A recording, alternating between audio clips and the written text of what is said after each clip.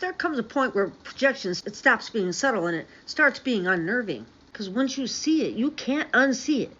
It's not one speech. It's not one lie. Not just one gaffe. It's the same move over and over on different rooms, on different days, about different crises with the same dead-eyed confidence. Break the thing, turn to the camera, blame the other side for destroying it. Every time. God, look at the economy. Trump inherited a stable economy. And then what did he do? Blew up deficits, gutted oversight, cut taxes for the wealthiest, ballooned the national debt. And when the consequences hit, he stood at podiums and said, the Democrats destroyed the economy. Look what they did. Not will destroy, not might destroy, but destroyed. Not as if he weren't still in office, or his name still wasn't on the policy, or his signature weren't really on the bill. It's not spin, that's projection in its purest form. What about prescription drugs? He promised to lower the cost of prescription drugs. He promised cheaper insulin, cheaper drugs, relief for seniors.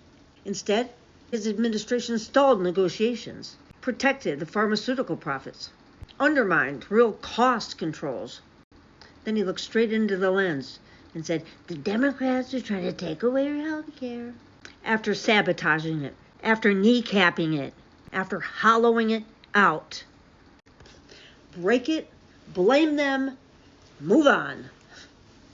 Oh, manufacturing and jobs. Oh, yeah. He promised manufacturing renaissance. Yeah. But what we got?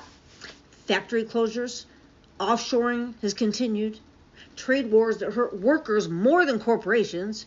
And when jobs disappeared, he didn't say, well, that didn't work. He said, Democrats destroyed American manufacturing. The uncanny part isn't the lie, it's the timing. He blamed them while he was in charge.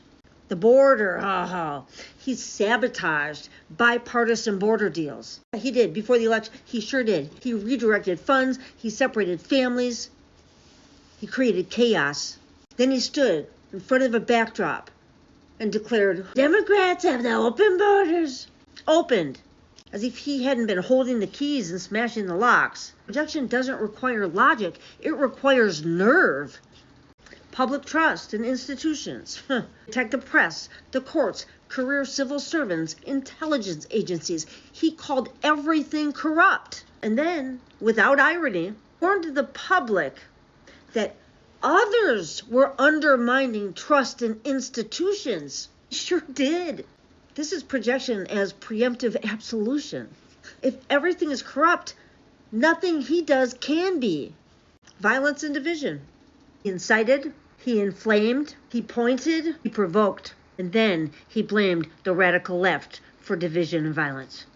This one is especially chilling because the projection here isn't rhetorical.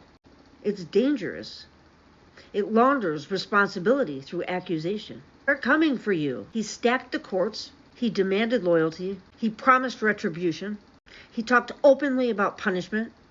He warned his followers that Democrats wanted to persecute them. This is how projection turns into control. Fear is so much easier to manage than truth. Why it feels so uncanny now. Because it's no longer occasional.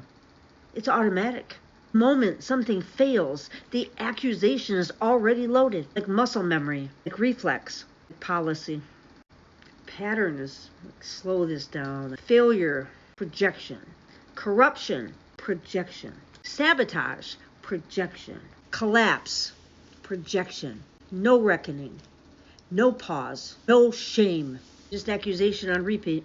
This works and why it's dangerous. Because if you accuse loudly enough, people stop asking questions. If you repeat it long enough, people confuse volume with truth. And if you do it consistently enough, you don't need reality anymore. You just need loyalty. This is why people say it feels unreal. Because it is. It's a parallel narrative where the arsonist calls himself the firefighter while the building burns behind him. When projection becomes policy, the lie isn't the mistake. It's the strategy.